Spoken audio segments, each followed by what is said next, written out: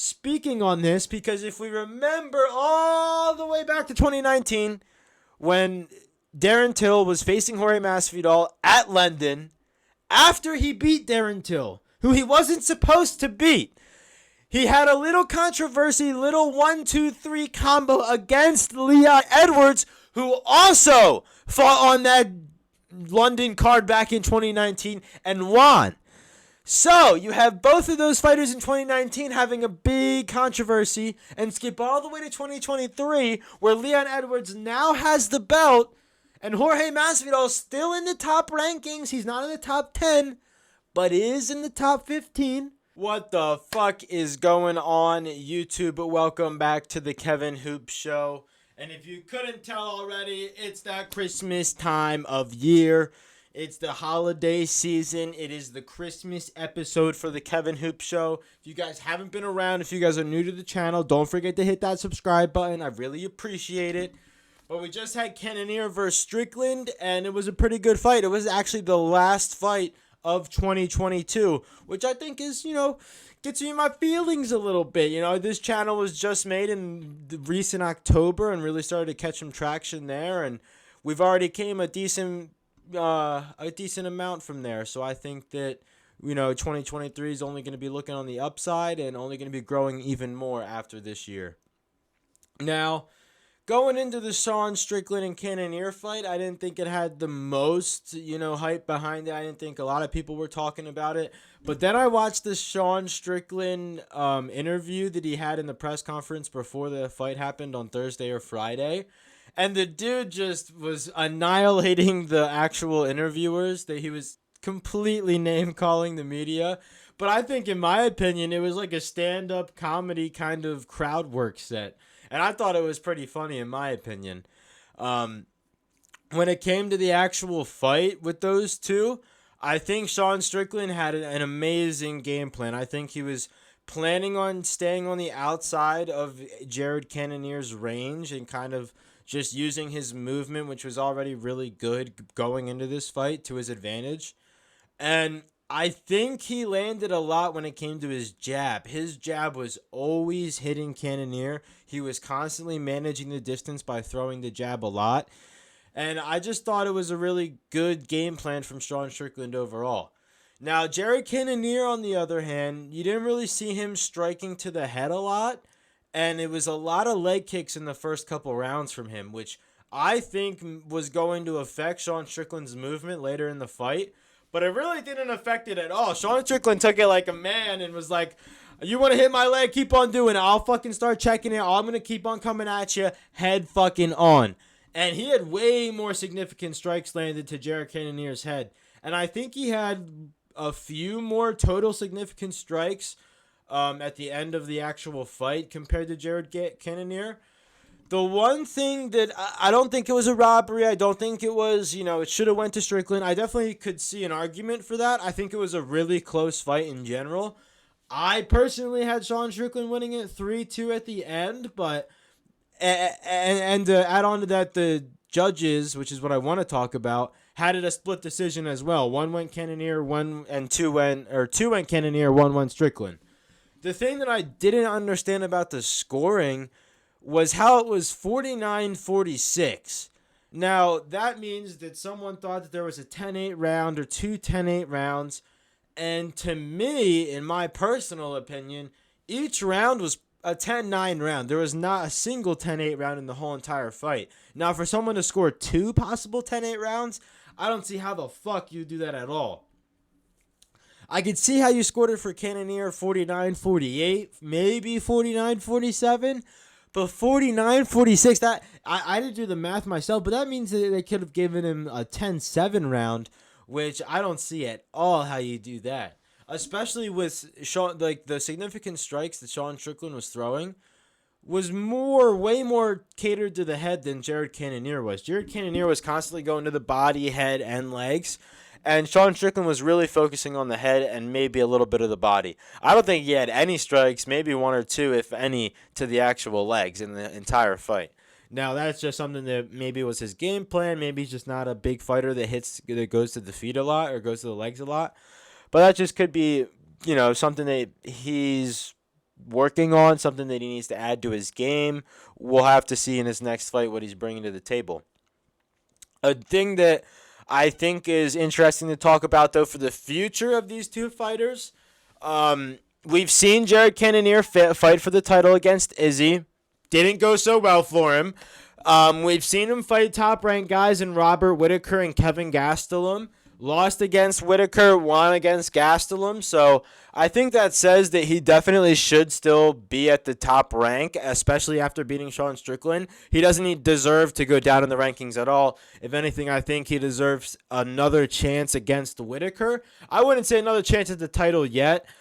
We've got Alex Pereira at the top of the division right now with Izzy ranked 1. Whittaker ranked number 2, and Jared Cannonier ranked number 3. So I think, you're going to see Alex Pereira and Izzy rematch. Whether Alex Pereira fights Hamzat, who the fuck knows. But I do think that top of the division is going to be a little mixy.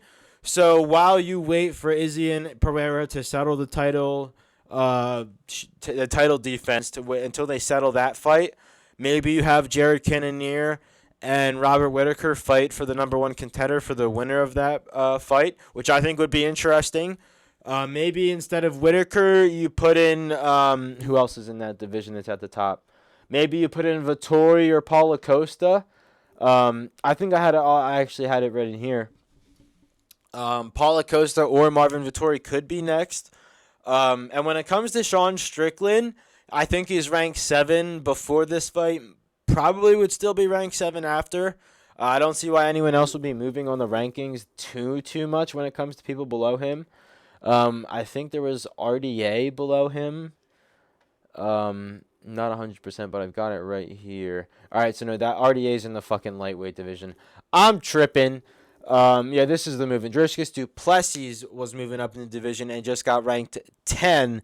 So I think Sean Strickland versus Dricus du Plessis might be a good fight. I know Dricus du Plessis is more of a wrestler and striker, so that might, match Sean Strickland's kind of game. I know he says that he's a really good grappler, but is too stupid to bring it to the ground, which I think if he tried to do in this fight, he might have tried a little bit in the first 2 rounds, but I don't think it really went anywhere for him, so he kind of just stopped going for the takedowns. But I think if he got in a little bit more effort or worked on his takedowns in general a little bit and then kept the fight on the ground, we might see a different type of Sean Strickland on the actual 2023 cards. I don't know if he is going to change his game plans when it comes to that. Let's see how I don't know how old he is. I don't think it would say that, but I know that he's had a few losses in his career. So lost to Cannonier, obviously, most recently. Uriah Hall, it's not telling me the winner of that one. I don't know why. Lost to Dos Santos way back when. Lost to Usman. I actually didn't know that. So he lost to Usman back in 2017. That's an interesting stat right there. That is an interesting stat indeed. Especially because that means he went up in weight division instead of going or staying down. Interesting. I definitely think the future of Sean Strickland's bright. I don't think that, he's definitely going to be counted out anytime soon. I do think, even him fighting Paulo Costa or Marvin Vettori could be an interesting fight. I hope I wasn't talking about Jared Cannonier fighting those two, because if I was, that's just me tripping. I could see Cannonier fighting Vettori maybe. I could definitely see Sean Strickland maybe fighting Derek Brunson. I know Jared Cannonier's already defeated him. But I was just looking at Sean Strickland. He hasn't fought Paulo Costa. He hasn't fought Marvin Vettori. Both of those guys are above him. And I don't see why. I know the Roman Dotteles, he's just moving up in the division recently. He won about 2 fight nights ago against Hermanson, who was a little bit below him. He's now ranked 8, so they kind of switched spots right there. Not too much more to talk about on those two. There was a really good leg kick from a guy named Caceres. I think it was like Matt Caceres or something like that. I forget his first name. That's on me. But I do know that that head kick was exactly like the one that Holly Holmes got on Ronda Rousey. And just my jaw dropped right when that happened because I'm pretty sure he was losing the fight and came back and just whacked him across the side of the head and completely ended the fight, which I thought was an amazing end to that fight.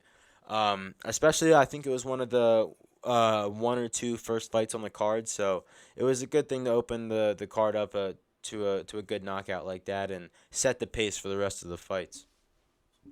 Now, to go into more of what's going on in the future, I did say that was the last fight of 2022. Now, there was a lot of other things going on this past weekend. We had Gordon Ryan fighting on Thursday, and then we had a whole Combat Jiu-Jitsu World event on Saturday with a main event of Uriah Faber, actually. It was a really interesting, cool Combat Jiu-Jitsu event. I think there was B Team there, 10th Planet there, Team Alpha Male, or Team Alpha something, which is Uriah Faber's team. I think it's Team Alpha Male. And as well as I want to say it's like CIAO, something like that, Mexico. Basically, a team down from Mexico because combat jiu-jitsu is really, really prevalent down in Mexico. And that's where they actually host a lot of their events. It was hosted by Eddie Bravo. It was down in Cancun, Mexico on Saturday. And it wasn't a World Combat Jiu-Jitsu for individuals. It was a combat jiu-jitsu event, team versus team, with a $50,000 prize pool. So I thought it was an interesting kind of event to kind of see where your team can, rank against other teams, see whose jiu-jitsu is looking good against other teams or other techniques. And I believe that the Mexican team got eliminated by 10th Planet, and the Alpha team, Team Alpha Male, got eliminated by B Team Jiu-Jitsu. I could have that mixed up, and it could be the vice versa, where B Team Jiu-Jitsu eliminated the Mexican team or the Alpha Male team, and the 10th Planet eliminated the Alpha Male or the Mexican team. I could have it mixed up, not 100% there because I tuned in a little late, but I did tune in towards the end, and the reason I know that it was one of those two teams who beat the other team is because it was Team Alpha or Team 10th Planet versus B Team Jiu-Jitsu in the finale event versus team. And honestly, I thought it was a really entertaining event. I think that there's some things that have to be changed in the rule set to actually move the grappling along a little bit so people can go for submissions a little bit more. And not what happened a lot is some people would be in the turtling position for a second or two, and that position in general is highly illegal or can cause you to lose a match or yeah, I think that's the only thing because there is no point, so it can cause you to lose the match if you are caught turtling. um I don't know if it can make you go into a worse position. I doubt that. Again, the rules are relatively new to this combat jiu-jitsu sport, and they are being, I think, kind of made to make submissions happen more. So I think the more and more events we see, the more and more events that we'll see more submissions have, as well as the rules changing because, again, with the turtling thing, it didn't happen for a long period of time, but it happened frequently and for a short period of time, which, I get, you want to guard against strikes and whatnot, but I do think that there was a lot of draws that happened that, in my opinion, the one guy was dominating the entire fight. And what happened is after that, they went into an overtime where each team kind of gets to pick their fighter that they want to go out and fight in or grapple in for the overtime rounds. And the guy that was dominating in the regulation time ended up losing in overtime. And I just thought, like, the dude obviously who won from 10th Planet had more time in the overtime rule set, I think. He had more time practicing in someone holding his back or someone being in that taking the back position.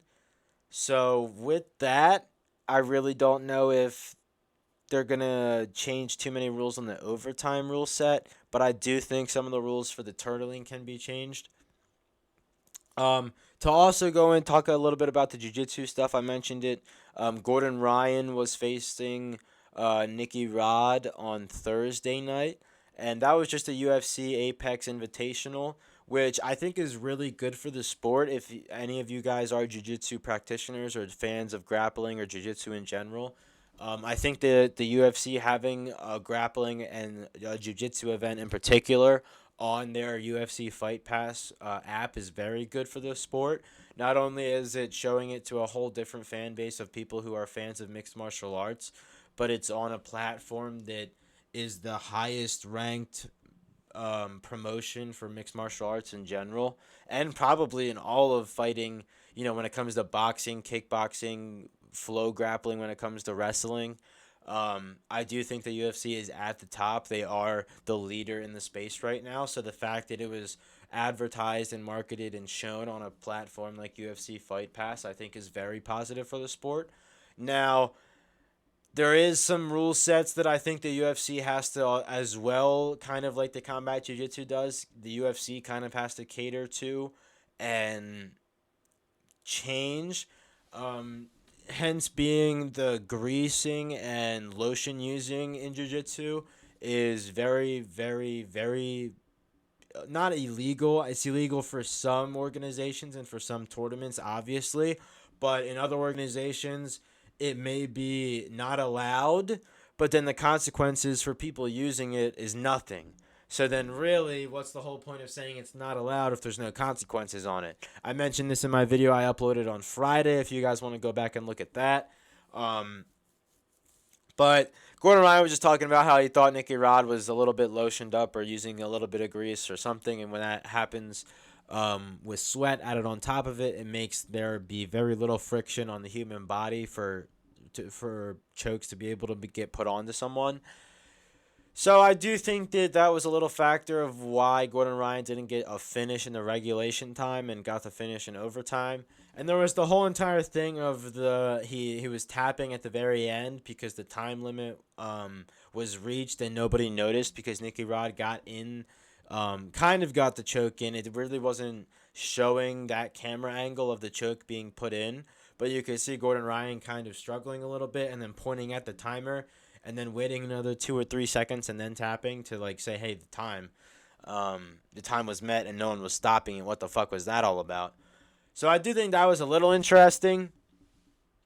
I do think it was very good for the sport. I'm excited to see what happens next on UFC Fight Pass with Jiu-Jitsu, whether it be another combat Jiu-Jitsu event. I think Eddie Bravo was talking about there being the World Combat Jiu-Jitsu or just a 16-on-16 women's jiu-jitsu event going on in March, so that'll definitely be exciting to tune into. And speaking of March, we've got March 11th. Not anything is actually pronounced yet, but you've got to think with Leon Edwards being from the UK that he's got to be fighting on that March 11th card. I don't think they've got anyone set in stone for the main event yet, but I think it's just a matter of time for people or for the UFC to figure out who Leon Edwards is going to actually be fighting. And I think that there's kind of some confusion or some controversy on who he's going to fight because Usman right now is ranked number 1. And if we go to number 2, we've got Colby Covington, who just faced Usman, I believe, once or if not twice for the belt and lost both times. Let me actually confirm whether it was once or twice. His last fight was against Masvidal in March of 2022, and I believe the fight before that was against Usman. He fought Woodley as well and fought Usman back in 2019. So he's fought him twice, and I believe both were for the belt.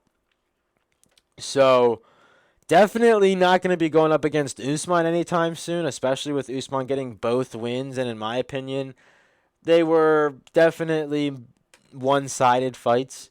It definitely didn't seem like Colby Covington was up to that level of Usman yet. Now, would Colby then maybe fight Leon Edwards for the belt? That would be an interesting sort of dilemma to happen. I think the reason that they're not going to go that way is because Covington has already fought for the belt twice. And the only person he's beat since then is Jorge Masvidal.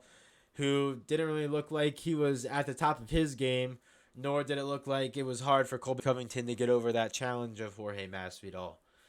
Now, the person that I think is, a really number one contender to fight Leon Edwards is Belal Muhammad. Sorry if I butchered your first name a little bit. I believe it is Belal. Belal, not 100% sure. Not trying to make fun, just trying to pronounce it right.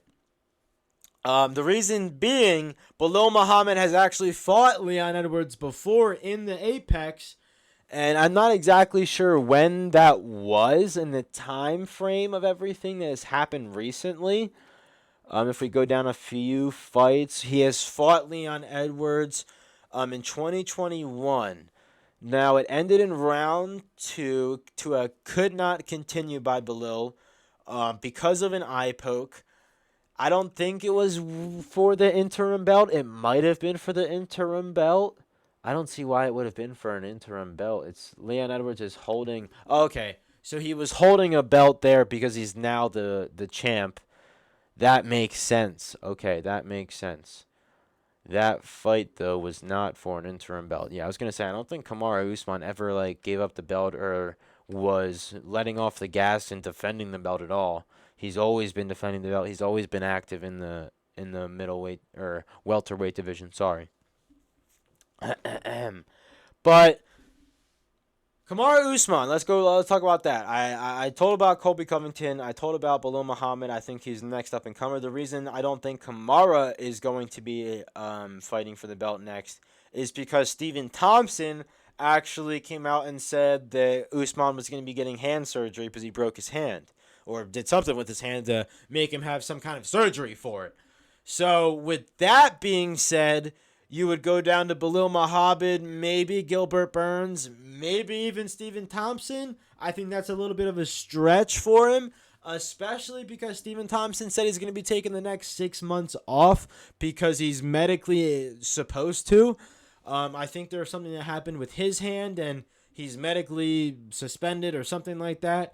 It's not anything bad, like he's not doing any PEDs. He didn't get caught with illegal substances or anything. It was a medical suspension because the medical team literally said you have to take 6 months off and get this taken care of. So that's what I'm thinking might be a similar case with Usman. Now, those are basically your top 10 contenders.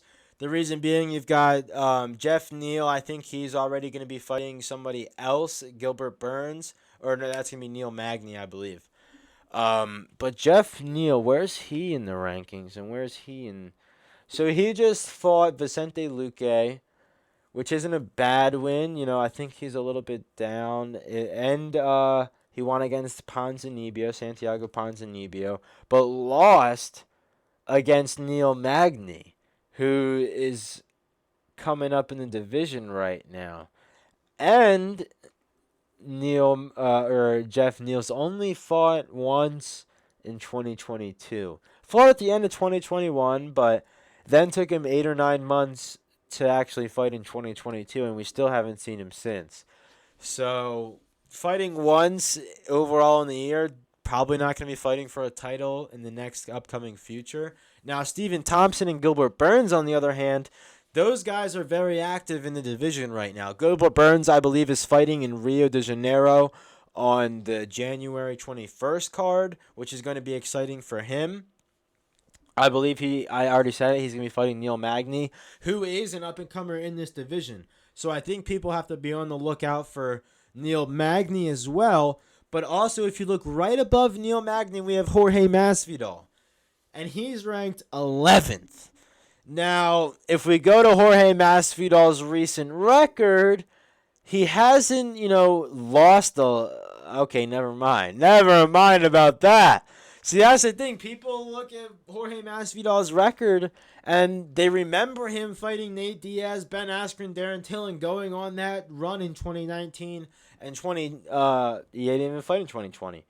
Well, he did, but that was against Usman, which was his first title fight. I think that was the one where it was like a very short notice. He only had 30 days because the guy before that backed out. I think it was Gilbert Burns.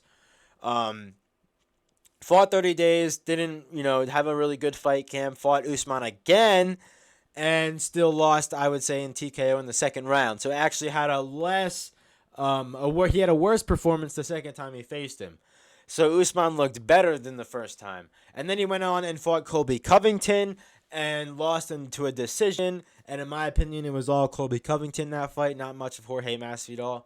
And then you saw Jorge Masvidal get in the whole entire controversy after that in sucker punching Colby Covington in that bar in Florida or whatever the fuck happened in Florida over there with the sucker punch. And I think since then, Jorge Masvidal noticed that wasn't the right move in the media. He wasn't being perceived in the media in the best way. The light wasn't shining on Jorge Masvidal the way he wanted it to. And I think because of that, he's just been kind of, keeping a low profile, staying under the radar. Now it's 2023, ladies and gentlemen, and are we going to see another breakout year from Jorge Masvidal? I think that Jorge Masvidal is probably one of the most entertaining fighters we've seen in the past 3-4 years. Not only with the Ben Askren flying knee knockout, but just talking shit. Like the Colby Covington press conferences, come on. That was entertainment. Even when he's going up against Usman, he's, talking this, talking that, calling him Marty. And I that was more Colby Covington calling him Marty. But I do think Jorge Masvidal can bring another exciting year in 2023. He's fought once in 2022 and once in 2021. So I think he's got the ability, he's got the gas tank, the training capability to come back if he's been active. He hasn't been active in the cage, but every fighter is active outside the cage when it comes to training. Everyone has their, couple months off after a fight, but usually they get back into training and are always in the gym. So will Jorge Masvidal come back for 2023? Maybe be a contender for the belt at the end of 2023, beginning of 2024? Who the fuck knows? Usman Edwards might not even be holding the belt at the end of 2023. This is why I love the sport. We're going into a whole nother year where everything is basically a question mark. We've got Alex Pereira holding the belt in the middleweight division. We've got Leon Edwards in the welterweight division.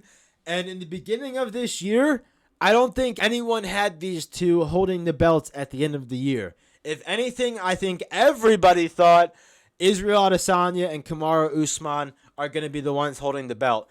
Now, there's always upsets in this game. There's always those knockout fights. But those two in general were the knockout fights in the last round of the championship rounds of the fifth fight, or of the fifth round. Which I just think is absolutely crazy how these two were at the top of their divisions for so long. And both of them got knocked out in the final round of their fights. Almost back-to-back months, too. Usman, when was that fight against Usman? Happened in August. So you have September with, I forget who fought in September. October is Islam, and November is Izzy and Alex Pereira. So about a 3-month turnaround for the other big upset. Not that big of a turnaround in my opinion. Still within that same kind of quarter when it comes to business-wise, when you're looking at things business-related and business timeline-wise.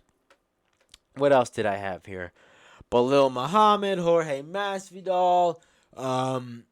Another interesting thing to look at the whole Leon Edwards thing in March 11th. Now, if you were to write a movie or you were to write a whole entire story about this Leon Edwards having the belt and obtaining the belt and possibly going up against Jorge Masvidal, if we skip all the way back to 2019 when Darren Till faced Jorge Masvidal, I don't know exactly when, but if it was in March, that would be fucking crazy. But if we actually look at where Jorge Masvidal fought Darren Till, that was at the O2 Arena in London. Now, if we are now skipping all the way to 2023, where Leon Edwards now has the belt, I think that we could be looking at some interesting things here. Speaking on this, because if we remember all the way back to 2019, when Darren Till was facing Jorge Masvidal at London after he beat Darren Till, who he wasn't supposed to beat. He had a little controversy, little 1-2-3 combo against Leon Edwards, who also fought on that London card back in 2019 and won. So, you have both of those fighters in 2019 having a big controversy, and skip all the way to 2023, where Leon Edwards now has the belt, and Jorge Masvidal is still in the top rankings. He's not in the top 10, but is in the top 15. And there is a little bit of things happening with a lot of these guys in the middle of the division. Stephen Thompson, he's been going under surgery. Kamaru Usman's going under surgery. Colby Covington already fought for the belt recently. Khamzat Chimaev is missing weight by a lot in this weight division and is calling out Alex Pereira. So if you're really looking at things of storylines and how big the fight can really be, because these fighters might bring some entertainment in the press conferences or in the videos leading up to the fights, I think Jorge Masvidal versus Leon Edwards is a great fucking matchup. Especially if you guys go back, I might have a clip of it right here, but if you go back to that clip, they were yelling at each other, and then Masvidal actually got a 1-2-3. It didn't really look like he hit too much of those fights, but I do think he got Leon Edwards with one of them on the face to, cut him or bruise him up a little bit. So there's definitely probably some animosity from Edwards towards Masvidal, if not Masvidal towards Edwards, especially if you look at Jorge Masvidal's career against Leon Edwards' career. If Jorge Masvidal was at the top of the division when he was, and maybe waited to fight Usman and had Leon Edwards fight Usman instead when Jorge Masvidal did, maybe Jorge Masvidal would have got the belt when Edwards got the belt, and he'd be the champ right now. Now, that's a whole big what if, which probably would have never happened if Jorge Masvidal got put in that situation after Leon Edwards, but I do think when it comes to storylines, that's probably one of the best fights you can make. I don't think Belal Muhammad's necessarily the best storyline fight to make.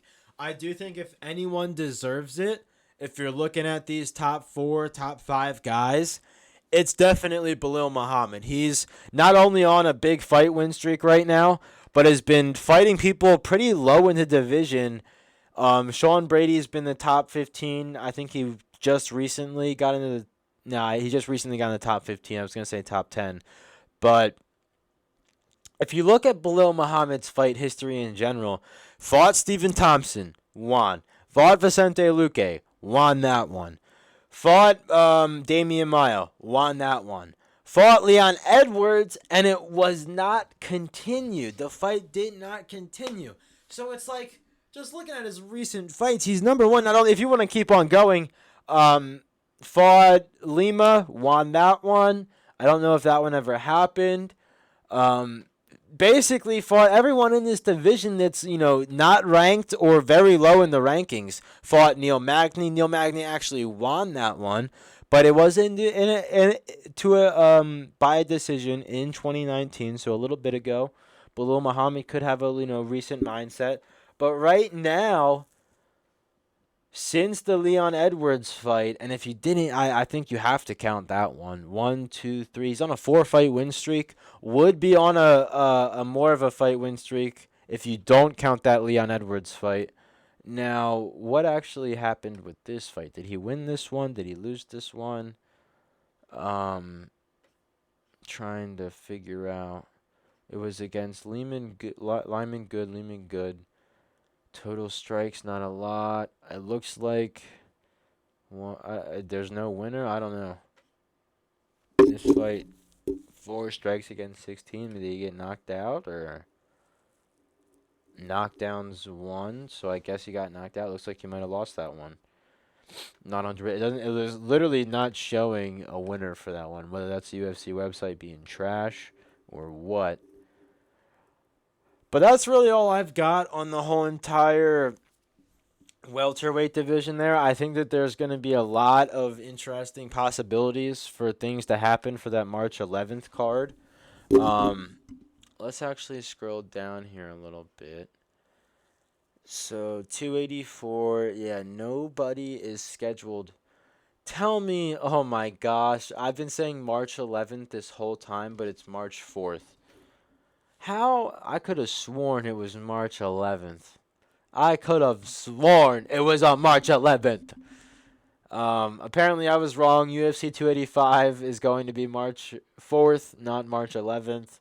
My dates have been a little off for those apparently, but I was thinking the February 12th card with Makhachev vs. Volkanovski was February 4th, and that one is February 11th. That's probably what I fucking did. I literally just mixed those two up. I've been saying February 4th when it's February 11th, and I'm saying March 11th when it's March 4th. That explains a lot on how I actually mixed those two up. Speaking of the March 4th card, that is going to be in London. And we've obviously got a lot of people that fight from the UK or are European fighters. And I think when you see that home crowd card, you kind of want to fight on it. You know, when there's a card that's in Texas, you see Derek Lewis wanting to fight on it. When there's something in California, you see Uriah Faber kind of want to fight on it. So, you know, whenever some event goes to your home city, you want to try and get on that card. And, you know, one big fighter right now who's from the UK that recently just fought Paddy the Baddy, Paddy fucking Pimblett. We all know about Paddy Pimblett. If you don't, look at my last 4 or 5 videos on the channel, ladies and gents. He's been in the media recently, whether it's good, whether it's bad. I think that he definitely is going to want to fight on this card in particular. Not only because he knows he can probably get a lot of people that are fans of him in the arena, which definitely helps him. I think if you look at it in the whole sense of being in the U.S. and, you know, not even that being your home crowd, he still had a humongous fan base in that U.S. crowd when he fought against Gordon the first time. Now, the reason I said Gordon the first time is because Jared Gordon actually called Paddy Pimblett out to fight him on March 4th. Now, if Paddy Pimblett is the man that everybody thinks he is, as in the guy who will not back down from a fight, the guy that's going to show up and prove everybody wrong, everybody, including myself, thinks that Paddy Pimblett lost against Jared Gordon. Not only every UFC commentator, every UFC person that's related and knows a little bit about mixed martial arts and watched that fight, but a big part of the MMA community has definitely thought it was a robbery. Not even that it was a close fight and Paddy deserved it in the close fight, but a lot of people think it was a robbery for Jared Gordon and think that Paddy Pimblett should have lost.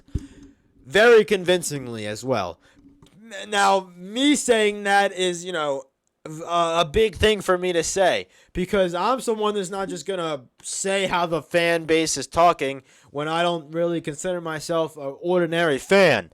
But I've had a lot of people come on my channel and just say, dude, I made a rethinking video on the Paddy Pimblett versus Jared Gordon, just saying how I rewatched the fight and I thought that Paddy Pimblett did a lot better than I think a lot of people are saying he did. I think it was a little bit of a closer fight than people were saying. I don't think it was a robbery. I think Jared Gordon definitely won the fight, but Paddy Pimblett did show that he is improving as a fighter. You know, I think that he got put in the trenches for the first time in a fight. He got faced with a lot of difficult things he hasn't been faced with in a fight, and he dealt with those things pretty good, especially if something did happen when it comes to his ankle, which he said that it was broken and compromised by the second or third round. So if that is all true, I do think that it definitely was a lot closer of a fight than people were saying, but I do think Gordon should have won. Now, if people and the majority of people think that Jared Gordon should have won, Paddy Pimblett's going to want to shut those motherfuckers up. And the only way to do that, in my opinion, is to go out and wipe the fucking mat with Jared Gordon's face. Now, is he going to do that? I doubt that, honestly. I do not think he's going to do that because to backtrack after saying he thought he wiped the floor with Jared Gordon in the first fight and to say that, yeah, people do think I lost. Maybe I didn't. Maybe it was a lot closer than I thought. I doubt he's going to say those words. I think he's going to stay on course and say that he won the fight convincingly and try and move on.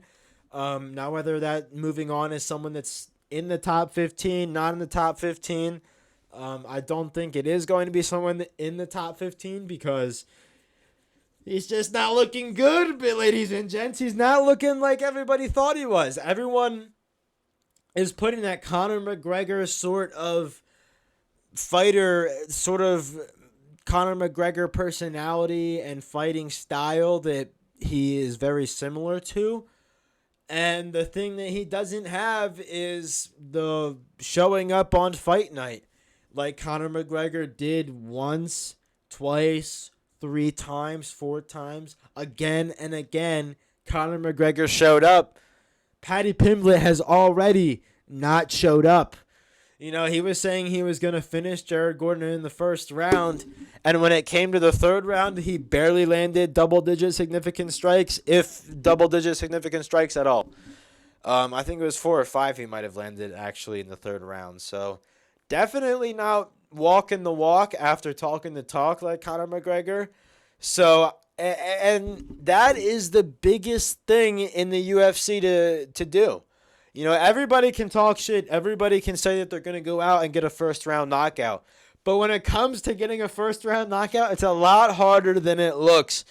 You know, we've seen a lot of first-round KOs and whatnot in the fight game, especially in MMA recently and in the past years. But to go out and get a first-round knockout, so many things have to go your way. You know, not only do you have to talk a lot and try and get in the fighter's head and make them fight your fight in the first round, but that person has to do exactly what your kind of game plan was. If your game plan is to knock them out in the first round, that fighter has to do what your game plan was saying that they were going to do for you to counter against them. So I think that's very hard for Paddy Pimblett to do with maybe not the skill set of Conor McGregor, of Jorge Masvidal. I do think that maybe he's going to be slowing down. Maybe you don't see Paddy Pimblett fight 3 times next year.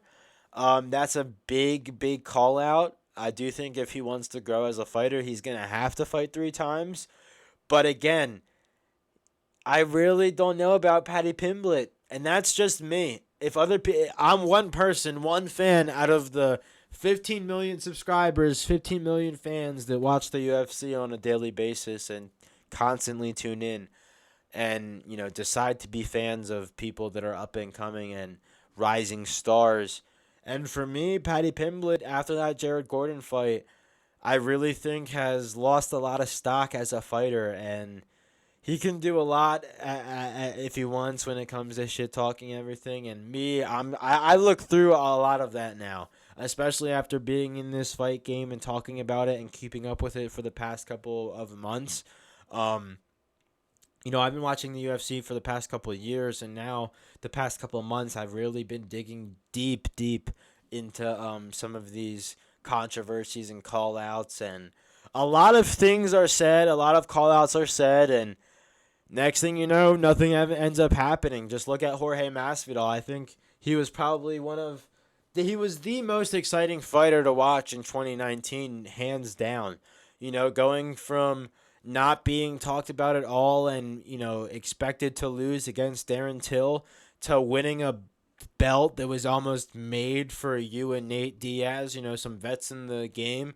You have a belt made for you because your stock is so high, and then you go out and face for the title after that, after winning the baddest motherfucker belt. You go out and fight for the title. Granted, it was on 30 days notice, but then you lose to that.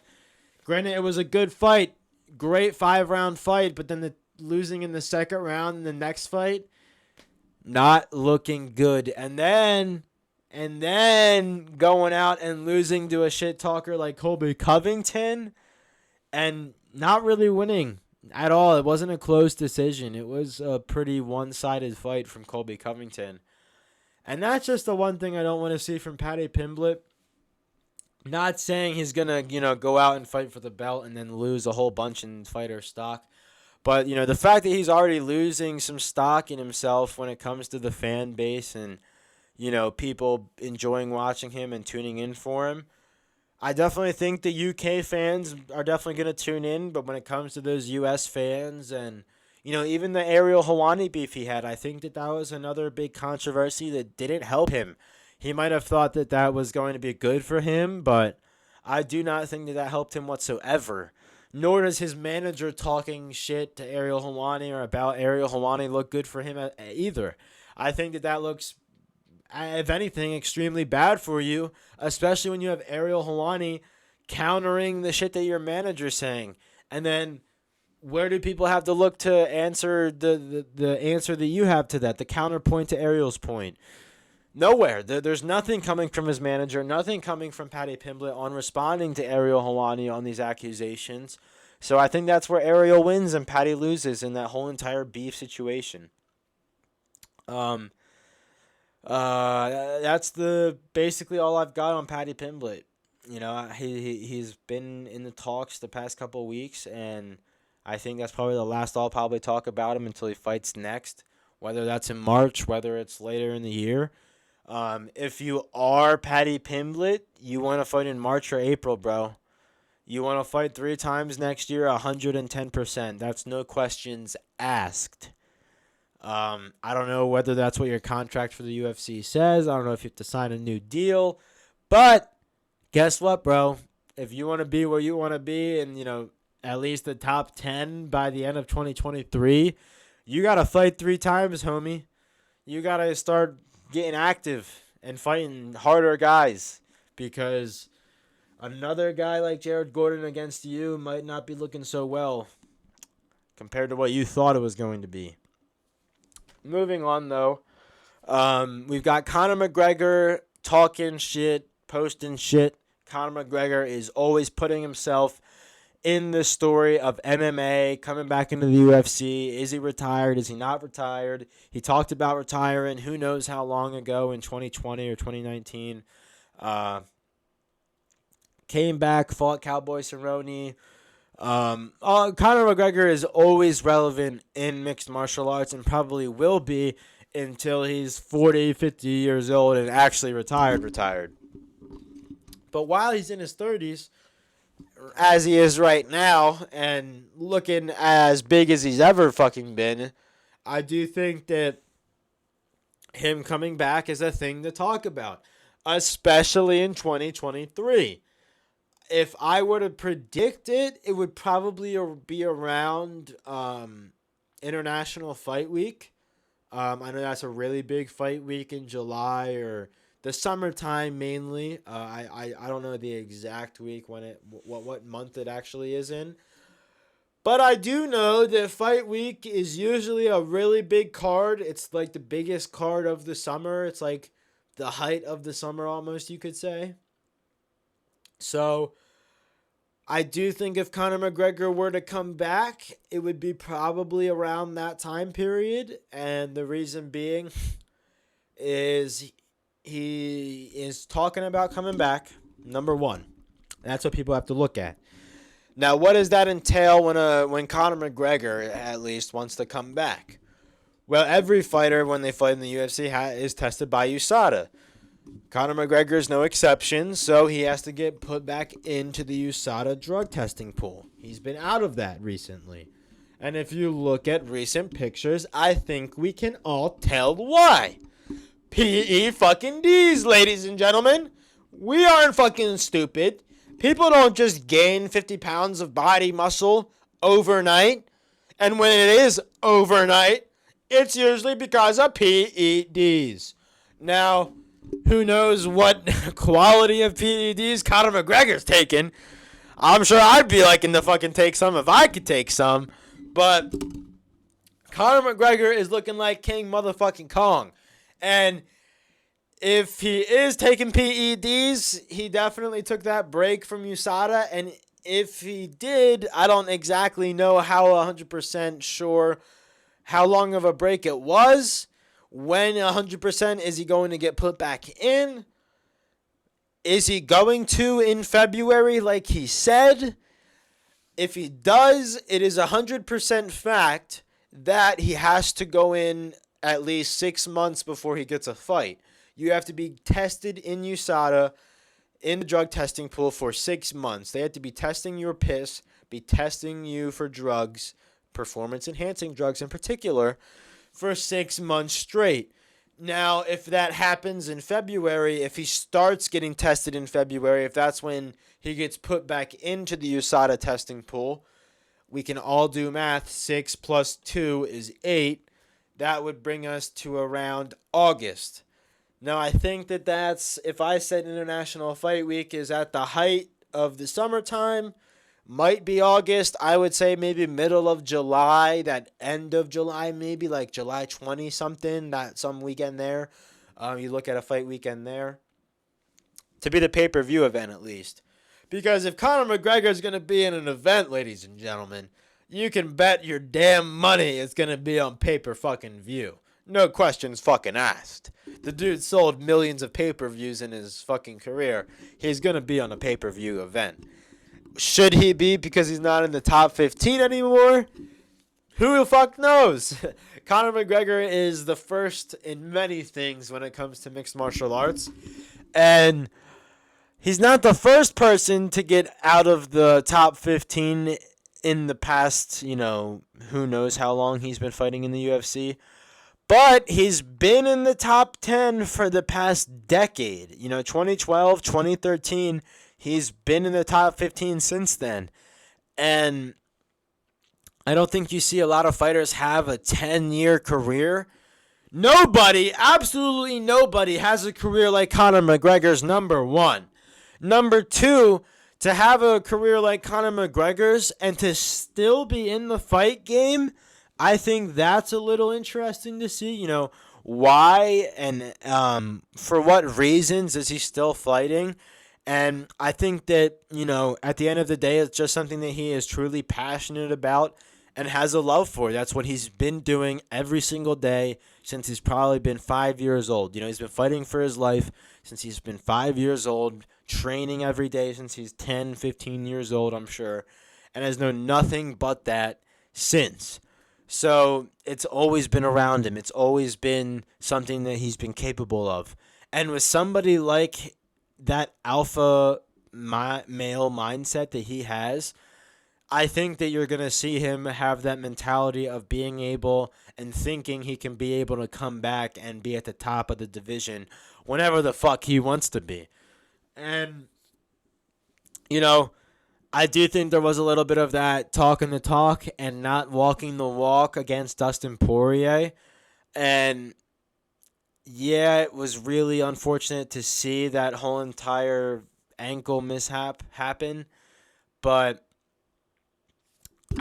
did they see? This is where my memory gets a little misconstrued, because I know that they fought way, way, way back when Conor was on his come up, and when they fought recently, that was the second fight that they had against each other. The question is, I do not know. Yeah, see, okay. So, I've got it right here, ladies and gentlemen. January 23, 2021, Conor McGregor knocked out by Conor McGregor. Now, I know he also... Well, that was January 23rd. I know he fought Cowboy as well.